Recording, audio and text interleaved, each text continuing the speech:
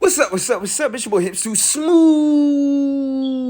And we back at it again with another banger. So today we got cover two. Okay? Cover two. All right? How do you play cover two? All right? So what is cover two basically? Cover two is we have a shell over the top. We have two high defenders. All right? Um, Everything else is playing underneath and they're split into the next zones, which is 5 zones underneath. We have a deep middle dropper, the middle linebacker. The middle linebacker is usually taught in this situation is empty to drop to the strength side, okay?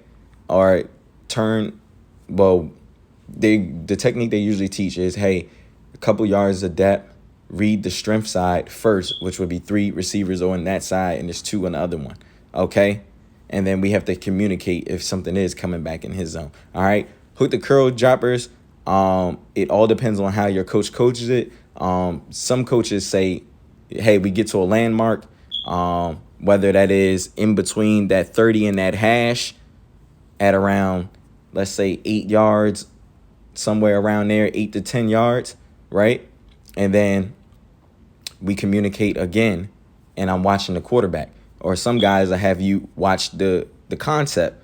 All right, so maybe they do a 2-to-1 read still, and then they're still dropping to their landmark, because some coaches don't trust you guys not to look at the receivers. They need you guys to look at the receivers because, hey, maybe you guys aren't disciplined enough and you get looked off and stuff. So it all depends. All right, now the cornerbacks, they have flats, all right? Most of the times they're going to be thrown down to their flats and they're sinking back, kind of playing almost like a hook the curl.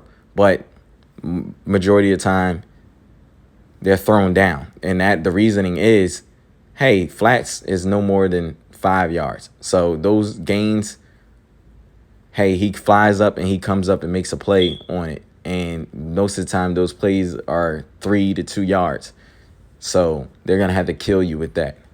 But we need you back to make sure that you're in the throwing lane so that the ball can get air put on it if they are, to help your safety out. Okay? So that's pretty much a brief overview of cover two. Now, the hook the curl, guys, so let's say they both go vertical. We have 2 verticals, correct?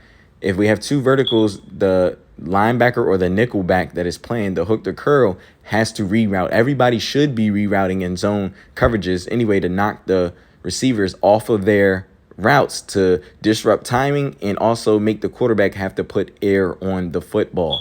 Okay, that is one of the most important things when we play defensive back. It's not about, oh, make a pretty pass breakup or this and that. It's about making the defensive coordinators think a lot higher than players think. And so they're worried about little stuff like, hey, how can I make this quarterback put a little more air on the ball?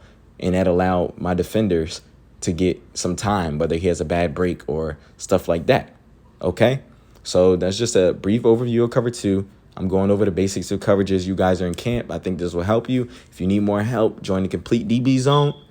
If you need even more help than that, jump on a consultation. All right? Have a good day. We love you guys.